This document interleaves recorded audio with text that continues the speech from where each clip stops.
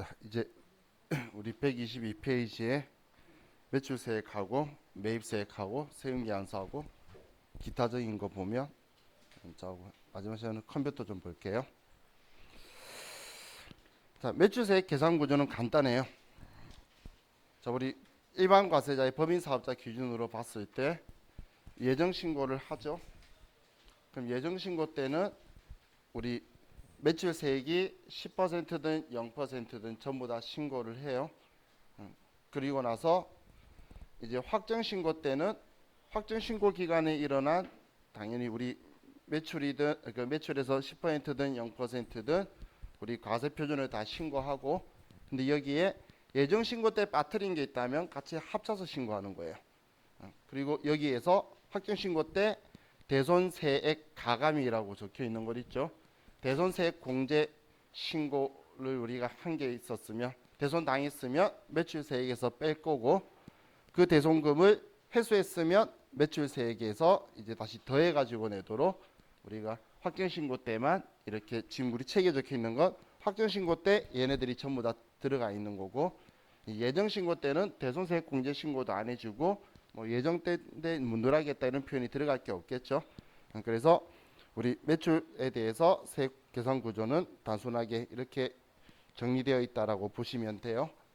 자, 그럼 다음 오른쪽에 매입세액 쪽으로 가면 우리 매출에서는 10%다 0%다를 먼저 구분을 하는데, 우리 부가가치 신고서 간단하게 생각해 보시면 매출 때는 1번부터 4번까지는 10% 일반 매출이에요.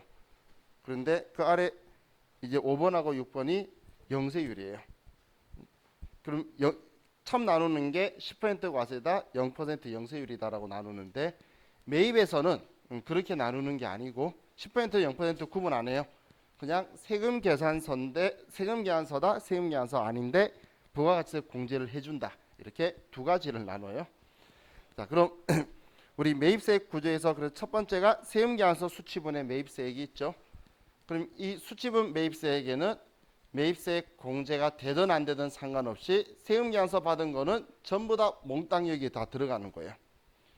영세율이든 10%든 공제가 안 되는 거든 수입세금 계산서인데 공제되는 거든 안 되는 거든 상관없이 세금 계산서 받은 거는 모조리 다 신고를 하고, 그리고 예정 신고 때 누락한 건 아직 과세 기간이 안 끝났죠. 그래서 예정 신고 때 누락한 매입세액은 확정 신고 때 공제를 해줄 거예요. 그럼 예정 신고 때 누락한 것도 우리가 반영을 해서 넣어줄 거고, 뭐 매입자 반의 세금 계산서는 뭐 잠시 후에 설명을 드리고, 그 밖에 공제 매입세액이 세금 계산서 아닌데 매입세액 공제해 주는 거 있죠.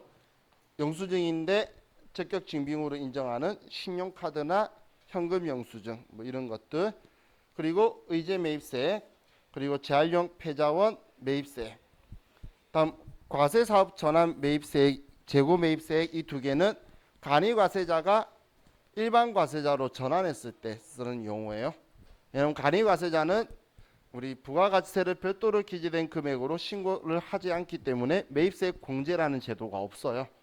없는데 우리 일반 과세자로 전환하게 되면 매입세액 공제 받은 게 없으니까 남아있는 재고하고 이런 거에 대해서 우리가 매입세액 공제를 빼주게 될 거예요. 자, 그리고 변제 대손세, 우리가 대손세액 공제 대손세액 공제래. 우리가 물건 사면서 대손 변제 신고해서 공제 안 받았던 거 있죠. 그걸 다시 주게 되면 우리는 매입세액 공제 주고 공제 받아야 되니까 그때 들어가는 내용이다라고 보시면 돼요. 그럼 여기에서 자, 우리 그 밖에 공제 매입세액에 신용카드 매출전표 수령분 있죠. 현금 영수증, 여기에는 불공제분이 들어오나요?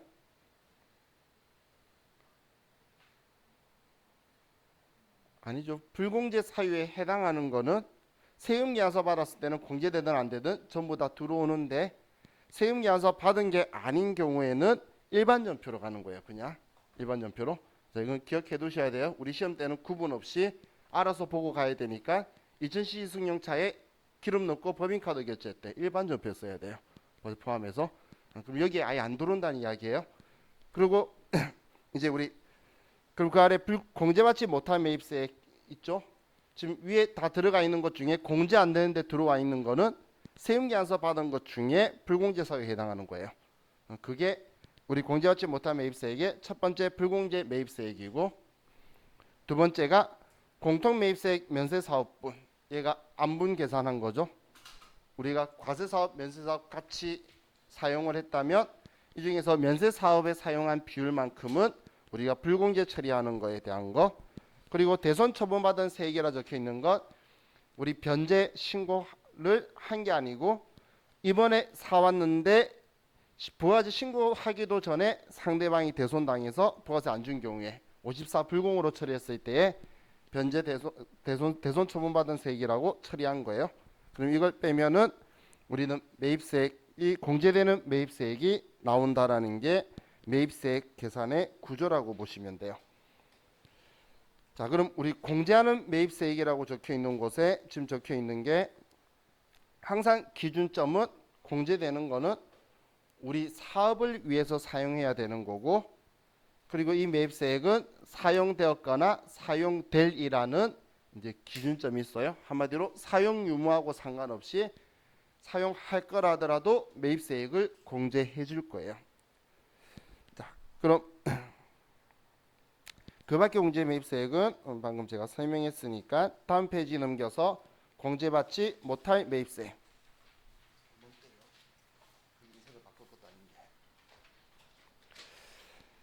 자, 공제받지 못할 매입세액은 자, 세법에서 이러이러한 거는 매입세액 공제를 안 해주겠다라고 부가세법이 정하고 있는 거예요. 그래서 이거에 대해서는 이제 우리 매입세액 공제에 대한 걸 따지지 말라는 건데, 첫 번째가 세법상 의무를 불이행한 거예요. 우리가 제대로 하지 않은 거 있죠. 그때는 매입차별 세금계산서 합계표를 제출하지 않거나 부실기재인 거, 혹은 세금계산서 안 받았거나 필요적 기재사항이 누락됐거나 이런 경우에는 매입세액을 공제를 안 해준다는 거고, 면세 사업 관련이라 그러면 면세 관련이면 매출세액을 창출하지가 않는 거죠. 그래서 이와 관련됐다면 전부 다 매입세액 공제 받지 말라는 거예요. 그래서 면세사업 관련이라든지 아니면 토지 관련 매입세액이 우리 토지의 자본적 지출 관련으로 본 거예요. 그래서 이 예가 아래쪽에 적혀 있는데 주 1에 적혀 있는 곳에 보면 토지에 관련된 매입세액 구체적인 예에 첫 번째가 토지 취득이나 형질 변경, 공장 부지 및 택지 조성 등에 관련된 매입세. 왜냐하면 우리 토지 형질 변경하거나 이런 업을 해주는 회사들은 과세사업자예요. 그렇기 때문에 우리한테 부가가치세를 무조건 받아가겠죠. 하지만 우리는 그거에 대해서 얘가 결론적으로는 토지가 되어서 토지를 팔 때는 부가가치세를 못 받는다는 거예요. 그래서 매입세액 공제를 안 해주겠다는 거예요.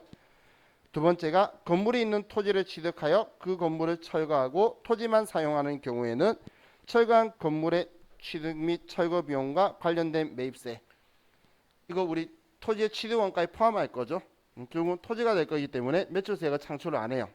기존 있던 건물을 우리가 즉시 철거하는 경우에 사용 안 하고, 그런 경우에 얘는 불공제 사유에 들어가게 될 거고, 그리고 토지의 가치를 현실적으로 증가시켜 토지의 취득원가를 구성하는 비용에 관련된 매입세, 이게 토지의 자본적 지출을 이야기하는 거죠.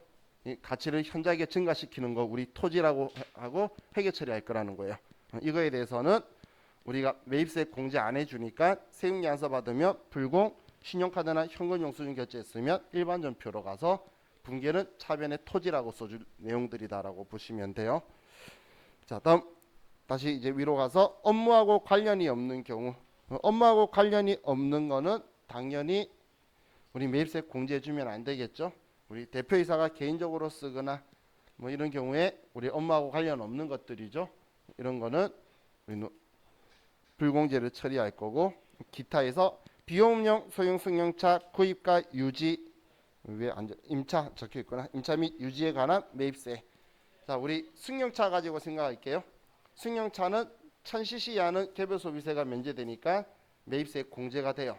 그럼 이 차를 사든 이 차를 수리하든 이 차에 기름을 넣든 이 차를 렌트카로 빌려오는 임차료가 되든, 방금 제가 말했던 카센터, 주유소, 렌트카 회사 전부 다 과세사업자예요. 그럼 저한테는 부가세를 받아갈 건데, 근데 1000cc 이하 차량은 전부 다 매입세액 공제가 되는 거고, 1000cc 초과하는 차량은 전부 다 매입세액 공제가 안 된다고 보시면 돼요. 그럼 일반 승합의 기준으로 보면 7인승 이하 차량은 우리는 매입세 공제가 안 되고 9인승 이상 차량은 매입세 공제가 돼요. 아직까지는 아마 제가 알기로는 대한민국에 8인승 차량이 없어요. 그죠? 자, 그리고 우리 화물 트럭은 영업 활동에 사용한다면 얘는 매입세 공제가 되는 거예요. 매입세 공제가 관련된 건 전부 다 되고, 하지만 그 우리 뭐 오토바이가 있다면 오토바이는 125cc를 기준이에요. 125cc 이하는 매입세 공제가 되고, 그걸 초과하는 경우에는 매입세 공제가 안 된다고 보시면 돼요. 자, 또 이제 우리 접대 관련 매입세액이 있죠. 접대 관련 매입세액은 우리는 접대를 행위는 사업을 하기 위해서는 거래처하고 식사도 해야 되고 뭐 화환을 보내든지 이런 식의 우리 경조사는 서로 하는 게 당연히 필요하다라고 보지만 이것 때문에 부가가치세법에서 매출세액이 창출될 거라고는 안 본다라는 거예요. 그렇기 때문에 매입세 공제를 받지 말라 그거예요. 자, 그리고 사업 등록하기 전에 매입세액이라고 적혀 있죠. 자, 여기에서 우리 주 2 적혀 있는 곳에 내려가 보면 공급 시기가 속하는 과세 기간이 끝난 후 20일 이내에 사업자 등록 신청을 한 경우 등록 신청일부터 공급 시기가 속하는 기간 가산일까지 역산한 기간 내의 것은 매입세 공제가 가능하다라고 적혀 있는데 지금 1월 1일, 7월 1일 적혀 있는 건 초일산입, 말일 불산입으로 처리하는데 이런 이야기예요. 우리가 1월 2일 날 뭔가를 매입을 했어요. 그런데 사업자 등록을 예를 들어 7월 18일 날 한 거예요. 7월 18일 날. 그러면 이때 매입세액을 공제해 줄 거냐라는 이야기예요. 그러면 1월 2일이 속한 거는 1기죠. 1기의 과세기간 종료일은 6월 30일이죠. 이날로부터 20일이니까 7월 20일 이날까지 사업자 등록 신청을 하면 그러면 이거에 대해서는 매입세 공제를 해주는데 중요한 건 대표자 주민등록번호로 세금 계산서를 수취한 경우에 이제 해준다는 이야기예요. 이때까지는 매입세 공제는 해준다라는 이야기예요. 원래 과거에는 안 해줬어요. 첫 시작은 옛날에 제 어릴 때 공부할 때는 안 해줬다가 이제 너무 부당하다라고 해서 10%는 크다고 징징거려서 풀어줬고 그러면 등록한 날로부터 기간을 뒀는데 그것도 가다 그래서 그냥 부가세법이 에이 그러면 이때까지는 해 최소한 그렇게 해서 20일이라는 기준 준 거예요. 그래서 지금 우리 책에 적혀 있는 의미가 지금 이런 형식의 의미라고 보시면 돼요. 그러면 자 초일산입 말일 불산입이라고 말한 거는 7월 1일은 빼고 1월 1일은 대해서니까 1월 1일부터 6월 30일까지 일어난 거에 대해서 우리가 하게 되면 우리가 얘를 매입세 공제는 해준다라고 이제 되어 있다라고 보시면 돼요. 자 우리 2번, 3번 동그라미 2번, 3번 하고 다음 페이지 4번, 5번 이거는 우리 부속 서류 하면서 보는 내용이니까 뭐 이론만 가지고는 봤을 때는 뭐 크게 우리 과거에 세무 2급 때 공부한 건데 뭐 두 번 공부하기에는 적절하지 않으니까 우리는 128페이지에 세금 계산서로 갈게요.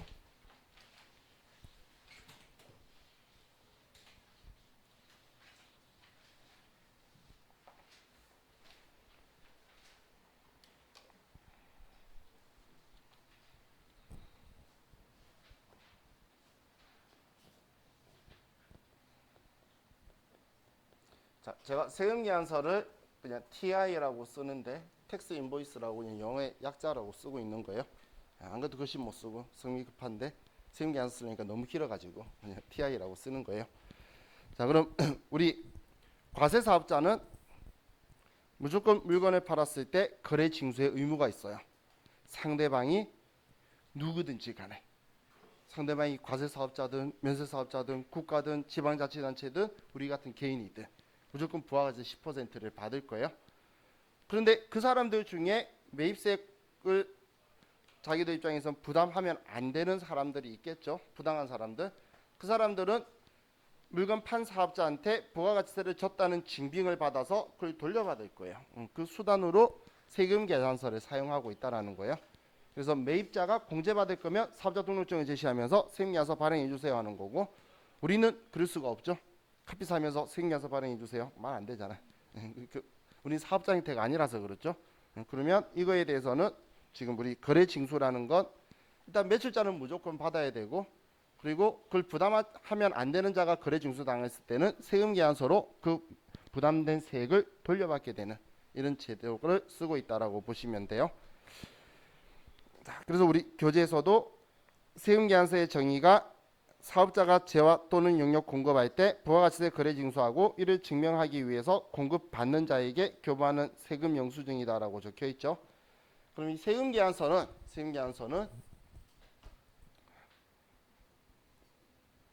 종이 세금계산서가 있고 전자 세금계산서가 있는데, 둘 다 세금계산서로서의 효력은 똑같은 거예요. 둘 다 세금계산서예요. 뭐 종이라고 안 된다고 세금계산서가 아닌 게 아니에요. 다 세금계산서인데 종이 페이퍼로 빨간색 파란색 주느냐, 이메일로 전자적 장치로 해서 전송하느냐, 이거의 차이예요.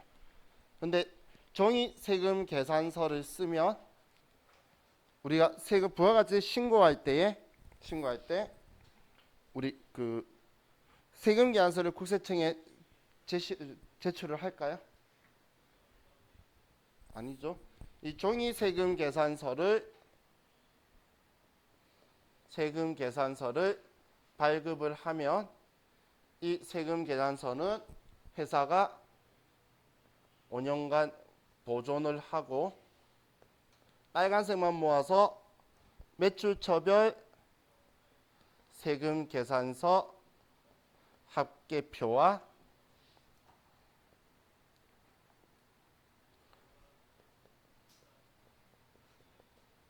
매입처별 세금계산서 합계표하고 이걸 제출하는 거예요. 세금계산서 합계표를 제출하는 거예요.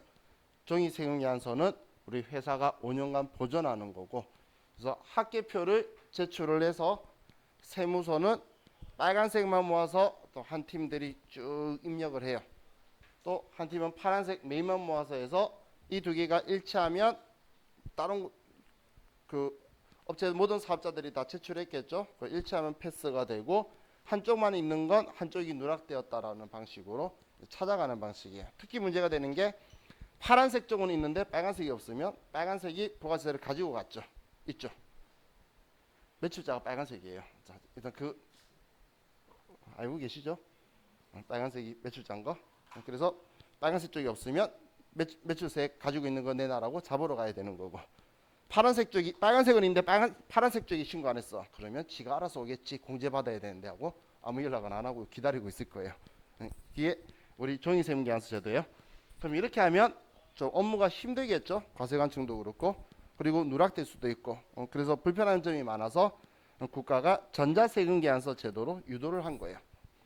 전자세금계산서 제도는 전자적 장치 이메일이나 이런 거 통해서 주고받고 국세청에 전송을 전자발급 명세를 전송해 버리면 이렇게 입력하는 수고를 둘 수도 있고 거래가 투명하게 발생할 수도 있겠죠. 세금계산서를 서로 주고받고 하나를 작성해서 주고받는 게 아니고 한 묶음을 주고 도장 찍어놓은 거 주고 거기서 서로 쓰는 사람도 있어요. 그런 행동을 이제 못하도록 아예 전부 다 허위로 작성도 못하고 하도록 이렇게 전자장치로 이제 할 건데, 이걸 국가가 제도적으로 유도하려고 그러면 방법론을 써야 되겠죠. 그래서 과거에는 전자세금계산서 제도를 활성화시키기 위해서 전자세금계산서 발급 세액공제라는 걸 해줬어요. 한 건당 200원씩 1년간 100만 원 한도로. 200원에 100만 원 되려면 엄청 많이 발행해야 돼요. 그죠? 그렇게 그 신용카드 전자세금계산서 발급 세액공제를 해줬는데, 그 유예 기간이 지나면서 이제 점점 이제 말을 바꾸면서 이제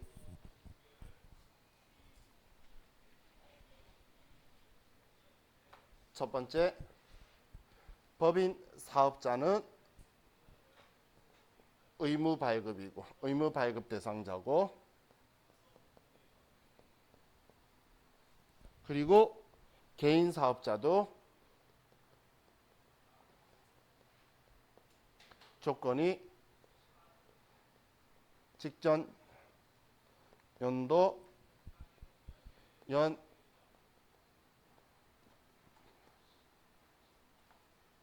매출액이었나 가수표였나 갑자기 생각이 안 나.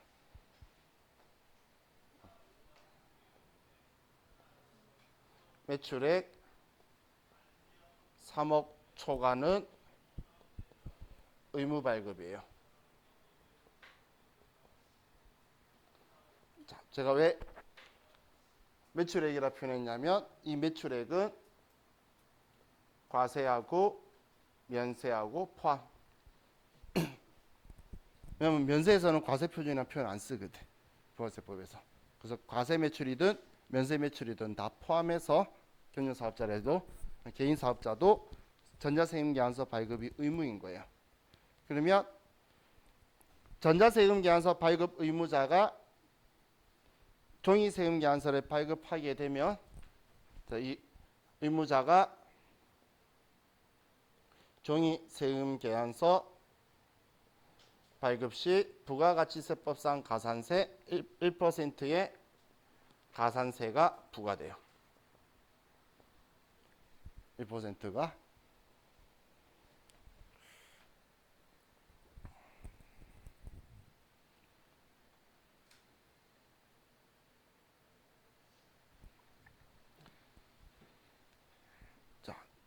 그럼 종이세금계산서는 우리가 발행을 하면 안 된다는 아니에요. 해도 돼요. 1% 가산세 내면 되지. 자, 그럼 종이세금계산서 받았을 때는 가산세가 있을까요? 그렇죠. 그건 상관없죠.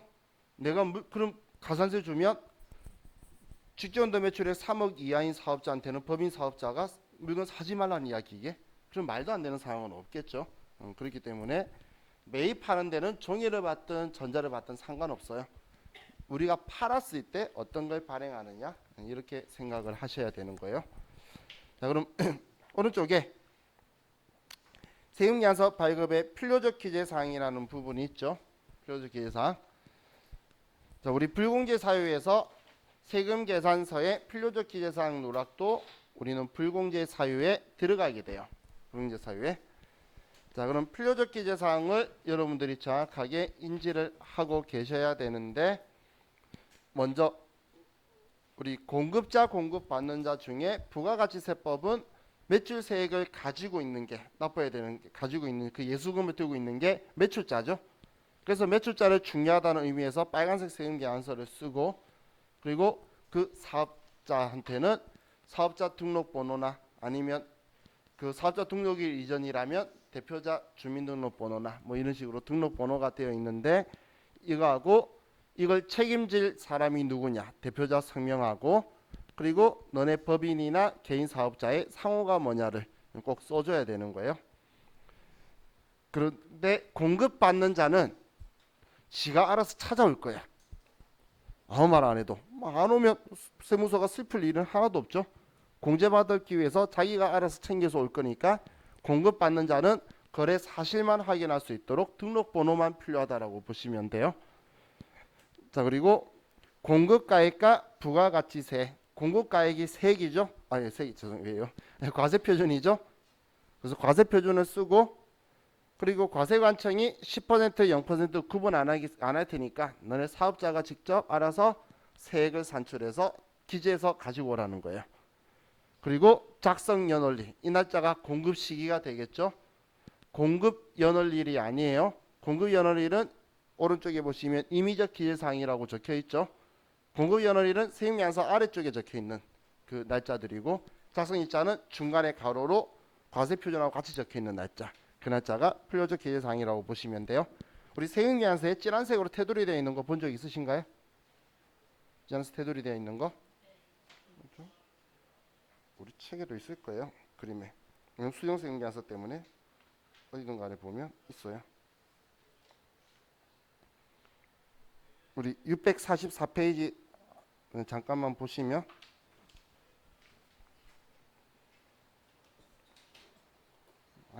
봤다면 봤으면 안 봐도 돼요. 세운계약서 빨간 테두리 볼 거예요. 244페이지에 세운계약서 있는데 선이 좀 얇게 나와 있지만 그래도 자세히 보면 진한색으로 보이시는 거 있나요? 진한색으로 왼쪽에 공급자 쪽은 좀 네모 박스가 좀 굵죠. 그죠? 여기 등록번호하고 상호 성명 때문에 그렇고 공급받는 자 쪽은 얇게 등록번호만 되어 있는 거고 그리고 중간에 가로로 쭉 한 줄 작성일자, 과세표준, 공급가의 세 그것만이 필요적 기재사항이에요.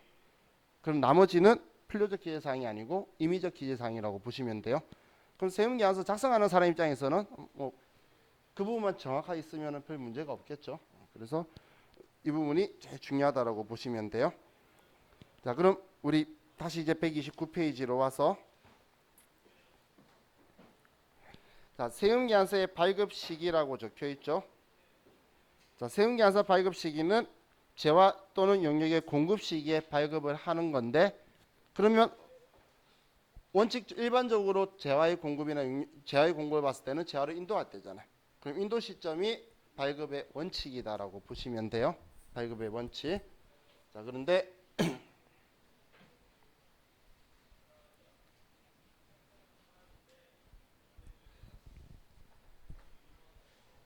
자, 이 세운계약서는 월합계 세운계약서라는 게 있어요.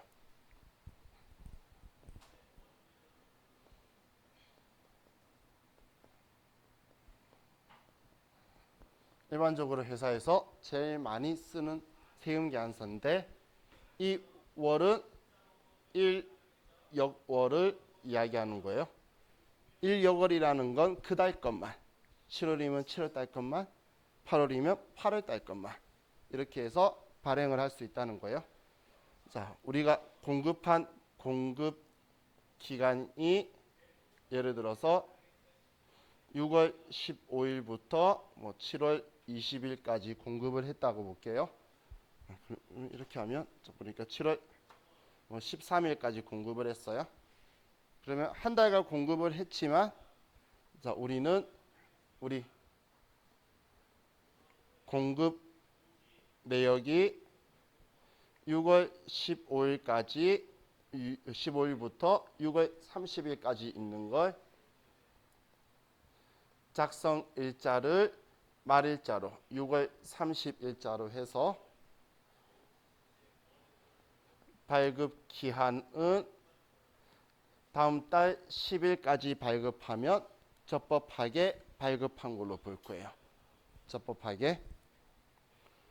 그러면 나머지는 7월 1일부터 7월 31일까지 공급한 거는 7월 13일까지 공급한 거는 말일자인 7월 31일자로 작성일자를 해서 얘는 8월 10일까지 우리가 발급하면은 적법하게 제대로 발급한 걸로 인정해 줄 거라는 거예요. 그래서 세운계약서 발행하는 문제가 있는데 월합계 세운계약서인데 이 기간 동안 발행했죠. 그럼 여러분들은 매일 매출 전표에 이 날짜로 써야 돼요. 이 날짜로 아래 여러 개 건수가 있다 하더라도 이 날짜로 월합계 세운계약서를 해서 발행을 해주셔야 된다는 이야기예요. 작성일자를 우리 말일자로 해서 다음 달 10일까지 봐요. 이것 때문에 우리 일반적으로 회사 제일 많이 쓰는 방법이죠. 그래서 월초에 다 세운계약서 발행하면 하루 정도 날 잡아서 몰아서 해요. 그래서 전화해서 여기까지 이번 매출로 잡을까요? 이런 이야기 다 해서 발행을 쭉 할 거예요.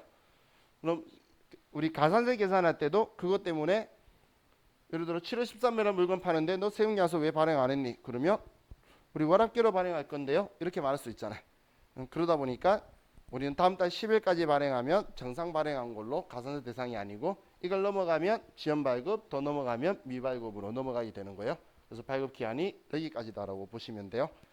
그러면 우리 다시 왼쪽 페이지로 좀 가면 128페이지 전자세금계약서에서 전자세금계약서의 아래쪽에 전자세금계약서 발급명세 전송이라고 적혀 있죠. 전자세금계약서 발급명세 전송. 자, 우리가 이렇게 전자세금계약서를 이렇게 월합계로 발행을 하든 아니면 정상적으로 발행하든 발급만 하고 끝내면 되는 게 아니라 국세청에 발급명세를 전송해 줘야 돼요. 그러면 이 전송 기한은 발급한 날의 다음 날까지예요. 한마디로 이 전송 기한은 발급 기한이 7월 10일이니까 며칠일지 모르겠죠. 그래서 발급일 다음 날, 얘도 발급일 다음 날까지예요. 그래서 전송은 며칠까지가 아니고 예를 들어 7월 6일 날 발급했으면 7월 7일까지 전송해야 되고 8월 1일 날 했으면 8월 2일까지, 8월 10일 날 했으면 8월 11일까지 다음 날까지 정확하게 전송을 해줘야 된다라는 거예요. 자, 이게 우리 전송 기간이다라고 보시면 되고, 자, 다음 우리 영수증 보도록 할게요.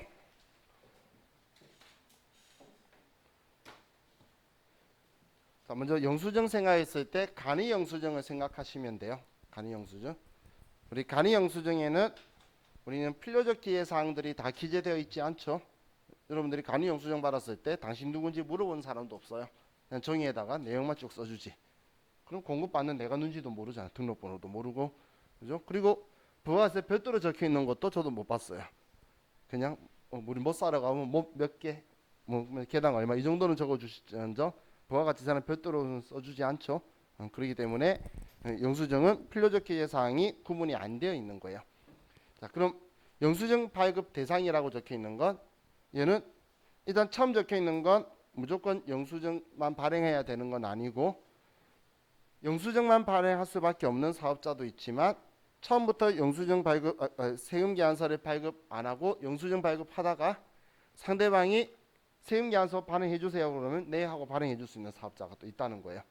거기에 첫 번째 소매업하고 음식점이라고 적혀 있죠.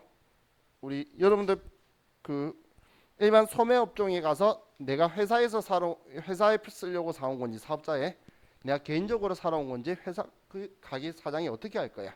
그렇기 때문에 여러분한테 세금계산서 발행해 주려는 행동을 처음에는 안 하고 그냥 영수증 발행해 주려고 할 거예요. 그러다가 여러분이 세금계산서 발행해 주세요라는 의사 표현이 사업자 등록증을 제시한다라고 세법에 적혀 있는 거예요. 세금계산서 발행해 주세요. 그러면 사업자 등록증이나 뭐 이런 거 달라 그러겠죠. 그럼 이제 발행 받을 수 있는 거예요. 또 숙박업이나 이용, 욕탕, 유사 서비스나 여객 운송, 입장권, 우리 사회 서비스업들이나 뭐 이런 것들은 네? 일단 영수증 발행이 해도 된다는 거예요. 세금계산서 이런 이야기는 할 필요 없는 거예요. 그냥 처음부터 영수증을 줄 거고, 그리고 간이과세자는 영수증을 발행할 수밖에 없죠. 자, 그럼 지금 여기에서 자, 미용 욕탕이라고 적혀 있는 것 있죠. 두 번째. 그리고 여객 운송 용역하고 입장권 발행하고 아래에 간이과세자 모든 공급 적혀 있는 것 있죠. 이 사람들은 세금계산서 발행해달라 그래도 할 수 없는 그냥 불가 형태라고 보시면 돼요. 불가 업종과 사업자 형태라고 보시면 돼요. 방금 미용 욕탕하고 여객 운송업하고 입장권 발행하는 거하고 그리고 간이과세자하고 또 옆에다가 한 개만 더 적어 두세요. 운전면허학원.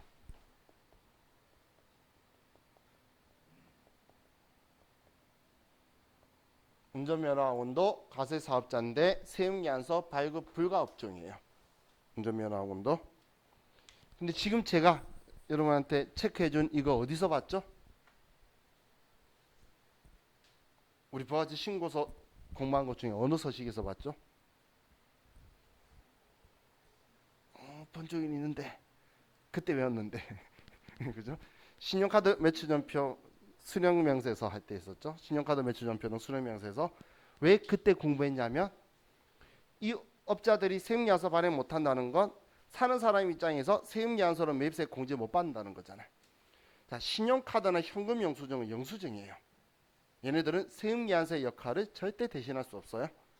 영수증 따위였는데 세금계산서의 필요적 기재사항을 기재하도록 시스템을 바꿔서 인정해주는 적격증빙으로 성격한 고급 영수증이지 세금계산서의 역할을 할 수 없는 거예요.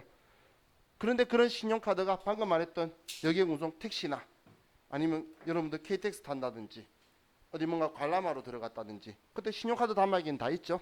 목욕탕 가도 카드를 결제하잖아. 근데 세금계산서 발행 못한대. 그럼 세금계산서로 공제 못 받으니까 신용카드나 현금 영수증으로도 공제 안 해주는 거예요. 세금계산서가 갑이에요. 왕족이에요. 왕족. 어디 영수증 따위가. 그래서 세금계산서와 신용카드가 동시에 있으면 우리는 세금계산서로 매출했다고 신고만 하잖아. 매입도 세금계산서로 공제받아야 되고. 얘는 영수증인 거예요. 그래서 여러분들 신용카드 매출전표나 현금 영수증 보시면 그 영수증에 그 가게 사장님의 이름까지 적혀 있어요. 그죠? 이름 봤던 기억이 나죠? 상호 적혀 있고 사업자 등록증 적혀 있고 상호 적혀 있는 게 필요적 기재사항에 세금계산서 필요적 기재사항에 공급자의 등록번호 상호 성명이 있어야 돼서 그걸 들어가도록 만든 거예요. 그럼 공급가액 세액은 그래서 부하 공급가액과 세액을 별도로 분리되도록 굳이 다 적혀 있는 거예요. 그리고 카드 끌건 날이 공급 시기가 될 거고 공급받는 자는 카드 주인인 회사일 거고 그렇게 해서 이제 세금 계산서를 보조할 수 있도록 인정해주는 적격 증빙이 된 거예요. 자, 이런 시험할 때 세금 계산서를 수령하지 않았을 때는 신용카드 매출전표가 세금 계산서의 역할을 대신한다라고 적혀 있으면 틀린 거예요.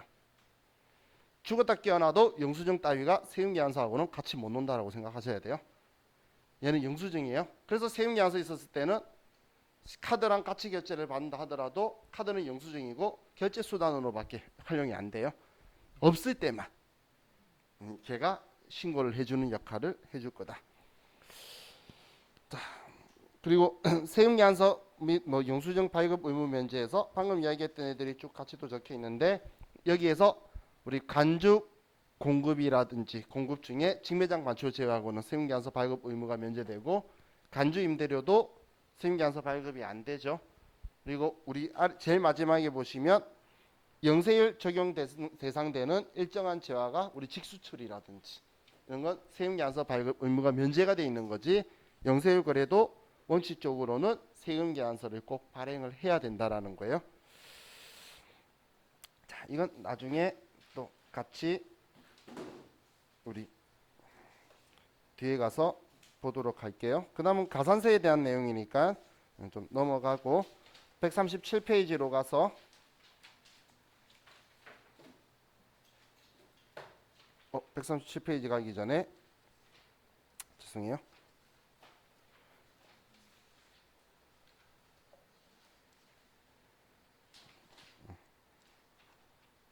131페이지 131페이지에 그대로 연결되는 신고 납부가 있네요.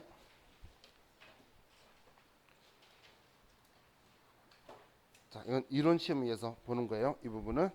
자, 예정 신고하고 납부 적혀 있죠.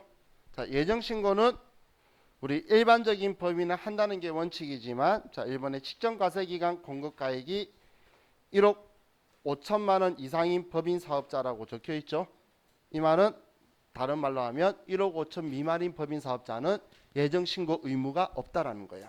예정 고지받아서 납부를 해도 되는 방식으로 되어 있는 거고 그래서 이번에 보시면 개인 사업자와 직전 과세 기간 공급 가액이 1억 미만인 법인 사업자는 예정 고지받아서 납부를 하는데 직전 과세 기간의 2분의 1 절반으로 고지받아서 납부를 할 건데 예외가 우리 직전 과세 기간에 3분의 1의 납부세액이나 이게 미달될 때는 실제 실적대로 예정 신고를 할 수 있다라는 거예요.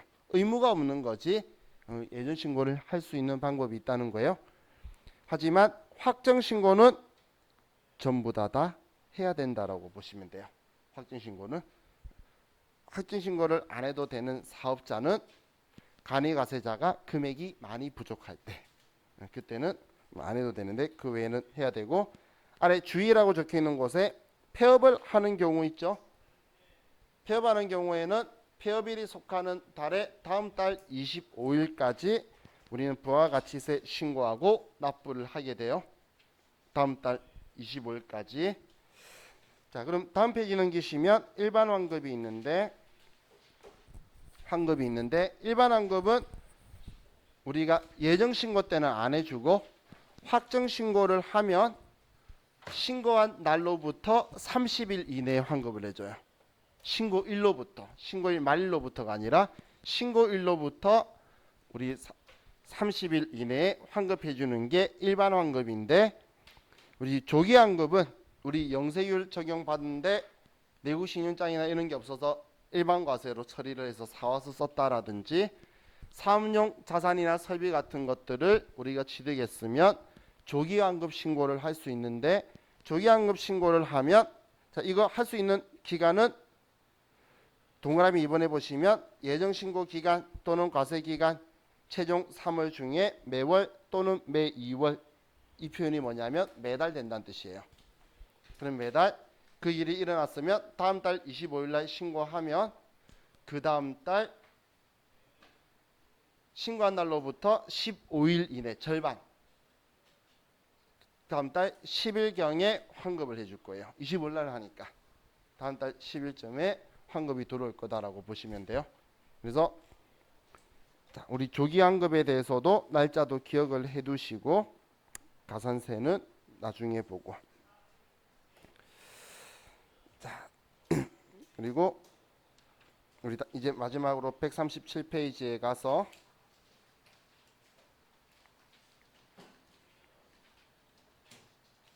자, 간이과세자를 잠깐 보면, 자, 간이과세자는 우리 직전년도 우리 매출액이란 건 간이과세 이야기하고 있는 거니까 당연히 부가가세 포함 금액을 이야기하는 거예요. 그 매출액이 총 4,800만 원에 미달이라는 건 미만인 사업, 개인 사업자, 법인 사업자는 대상이 아니고, 자, 그럼 적용 배제라고 적혀 있는 게 첫 번째가 간이과세가 적용되지 아니하는 다른 사업장을 부여한 사업자, 한마디로 일반 과세 사업장이 있는 자는 간이과세 적용을 받을 수 없다라는 이야기예요. 그리고 두 번째가 다음의 업종을 영위하는 사업자인데 광업, 제조업, 제가 그때 제조업이나 도매업이 중간 단계에서 생리나서 발행 안 해주면 우리 이상한 누적 효과가 줄줄이 발생할 수밖에 없어요. 그렇기 때문에 세금 계산서를 이제 꼭 발급을 할 수 있도록 간이과세를 적용받도록 하는 건데, 우리 그 제조업의 과례에 보면 주로 최종 소비자에게 직접 재화를 공급하는 사업자로 기획 최종부령을 정하는 것은 제외한다 적혀 있는데, 기획 최종부령으로 정하는 것은 제외한다라는 말이 뭐냐면 제가 우리 과자, 양과점 이런 과자점들 이런 것들 이야기하는 거예요. 자, 그리고 뭐 부동산 매매업이나 아니면 개별 소비세에 따른 과세 유용 장소라든지 부동산 임대업도 이런 기획재정부령에서 정하는 건 규모가 큰 거예요. 규모가 작은 거는 간이과세자 같아요. 이런 것들이 있다라고 보시면 돼요. 자, 그럼 우리 납부세 계산이라는 개념만 이렇게 잡아보세요.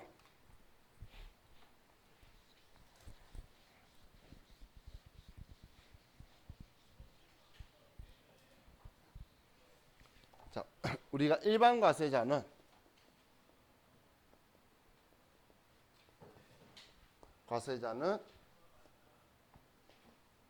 매출액이 예를 들어 100만 원이에요. 그리고 매입액이 60만 원이에요. 60만 원 넘으시면. 자, 그러면 우리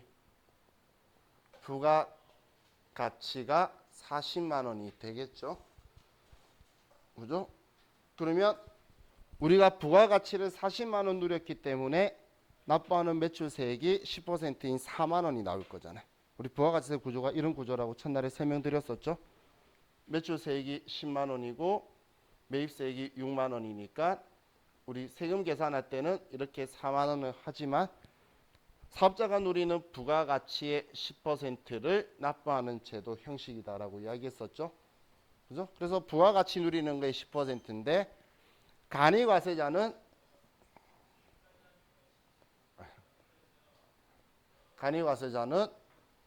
이렇게 구분해 가지고 쓰는 게 힘들다는 이야기예요. 그래서 너네 회사가 100만 원 매출액이 100만 원이네. 너네 가게에 매출액이 100만 원이면 여기에 너가 부가가치를 누린 게 가치율을 누린 게 예를 들어서 뭐냐, 100분의 이 부가가치율은 제가 그냥 예상한 거예요. 100분의 30이다라고 잡았다고 볼게요. 그럼 100분의 30이면 부가가치는 30만 원 누렸다고 이렇게 계산을 해버리는 거예요. 이런 부가가치율이 업종별로 부가가치율을 세법에서 딱 지정하고 있어요. 이렇게 높지는 않아요. 그러면 이 30만 원 부가가치를 누렸으니까 이거의 10%인 3만 원을 납부해라. 이런 방식으로 계산하는 게 우리 간이과세자의 계산하는 방식이에요. 그럼 이렇게 계산하니까 매입세 공제해주는 제도가 없다라고 이야기하는 거예요. 이 부가가치를 이렇게 계산하는 게 아니고 부가가치율이라는 제도를 가지고 곱해서 너 이만큼 벌었네라고 방식을 가는 거예요. 계산하는 원리가 아예 틀리죠. 그래서 매입세 공제를 받는 게 없는데 이 사람이 이 간이과세자가 일반 과세자로 되면 이때 못 받았던 매입 물건 사온 것도 있을 거잖아. 60만 원을 똑같이 주고 사왔는데 이때 6만 원의 매입세 공제 못 받았을 거니까 이제 남아 있는 물건에 대해서 재고 매입세액을 공제해 주게 계산을 하게 돼요. 그것 때문에 세무사 사무실에서 간이과세자를 안 받으려고 그러는 거예요. 딱 안 받는데 죽어도 간이과세자만 받아요. 근데 일반 과세자로 전환 가능성이 누가 봐도 뚜렷하면 안 받으려는 게 일만 많지 돈이 안 돼서 그래요. 그것 때문에 잘 안 하려고 해요. 자, 그럼 우리 여기까지만 보고